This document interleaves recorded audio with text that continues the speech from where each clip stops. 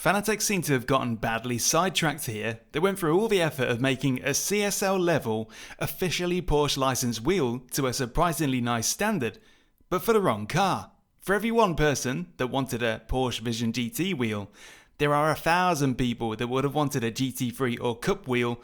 They've really gone around the pile of cash to pick up a penny, but so be it. This is what we got, and I'll just tell you, it's sneakily impressive, more posh and plush than I was expecting. However, there is one big problem with the ergonomics that you must know before you buy, because it's a real deal breaker. Let's take a look around. Before we begin, the wheel shown has not been provided by Fanatec, but let's call it how it is. I have an affiliate link in the video description which, if you use it to travel to Fanatec before you buy, supports me at no added cost to you whatsoever, but please watch the whole video through before deciding. Without that affiliate relationship with Fanatec, I likely wouldn't go to the effort to produce this video, hence I'm marking this video as paid promotion within YouTube to declare it. Even so, all words are my own and I'll tell you exactly what I think, good and bad, and that's no truer than in this video. The unboxing is quite suave. Fanatec definitely puts effort into the packaging these days, that's for sure. Taking the wheel in hand, it feels remarkably plush and solid compared to what I was expecting. I'm not going to declare it automotive grade, but it's definitely not toy grade. The synthetic suede wheel covering is nicely done, with stitching that veers away from the thumb contact point. That's a nice touch. There are multiple encoders on board, integrated into the rim itself, with thumb dials a bit further in.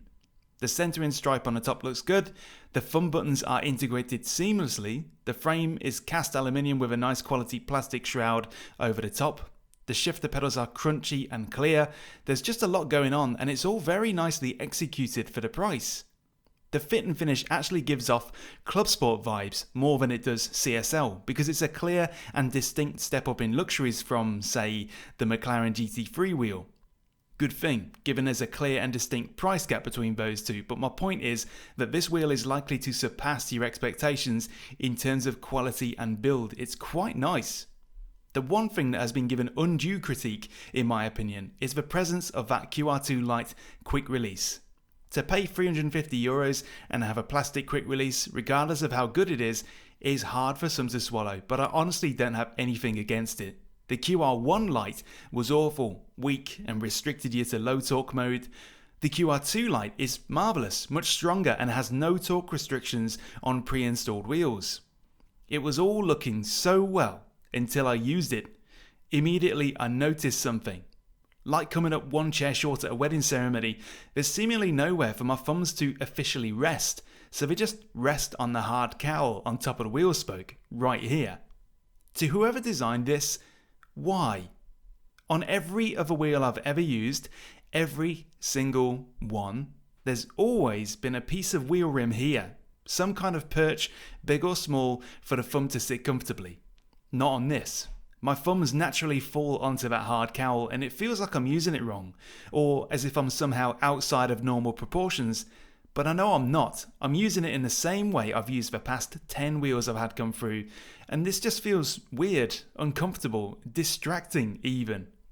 I'm testing this on a CSL DD, but if I was using it on something more powerful, then those thumbs would be sore and irritated over time. Now look, my hands are not those of an oil rig worker, I know, but I'm confident that my sentiment will be shared by a few of you, so think about where your thumbs sit on your current wheel if you have one. If you drive like this, or like this, or like this, then you'll be fine. For me, this is something that spoils the entire wheel, but equally, I like the rest of the wheel enough that if push came to shove, I'd be tempted to just add a rubber or fabric cushioning pad where my thumbs are resting, and it'd probably do. I shouldn't really have to, though. This thumbless rim design deviates from conventional steering wheel wisdom, and I use that word wisdom purposefully, and the result is your thumbs feeling ostracised, without a place to be.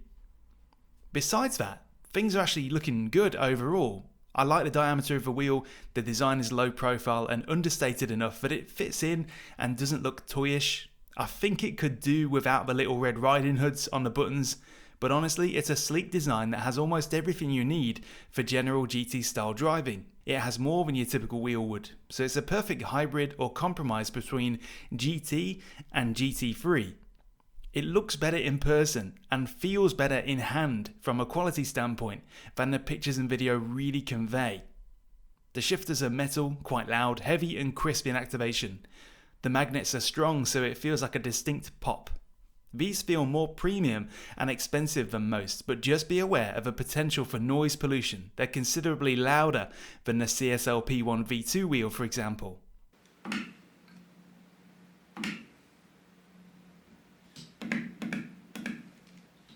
The little screen on the bottom right does the same job as most of the displays on Fanatec's wheels, that is, nothing too special, merely a way to navigate the tuning menus and add a bit of life to it as you drive. Another thing you might notice is the lack of any onboard lighting besides this, not even a shift light.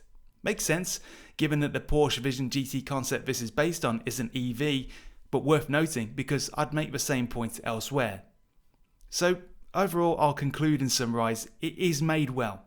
The quality and plushness of the materials and finish is genuinely higher than I had expected. Yes, it's got a plastic QRT light as standard, but I personally have no beef with that. It works great, so don't get too hung up on it because there's something else you should be focusing on instead if you're making your decision. You can see with your own eyeballs that this isn't a rally or drift wheel, it's all about hands at 9 and 3, which is why that ergonomic oversight over the thumb placement really hurts, figuratively speaking. If not for that, I wouldn't have had much to find fault with, honestly. It seems quite good for the cost in all other areas, and I was genuinely impressed with the detail, materials, and overall execution up until the point I actually used it. Not everyone will feel the same way about it, but everyone should at least hear about it before you make up your mind. I watched a couple of reviews in case I was on my own on this, but I'm not the only one to bring it up. For me, I'm just going to call it, unfortunately, this is one of the least comfortable steering wheels I've used for one of the silliest reasons. The Simagic DT Neo isn't very comfortable because the grips are rock hard. Same thing with the Moser ES Formula Wheel mod. The Fanatec Porsche Vision GT is like driving a very nice car with comfy seats, but the roof is so low that you have to drive with your neck crooked. It's an unfortunate deal breaker that not everyone will be affected by. But those that do will be glad of a heads up. So there we are. Hopefully that was entertaining and informative. If you already got your heart set on it, then using the Fanatec affiliate link in the video description will help support me and my channel, and you'll find plenty of discount codes and stuff there as well.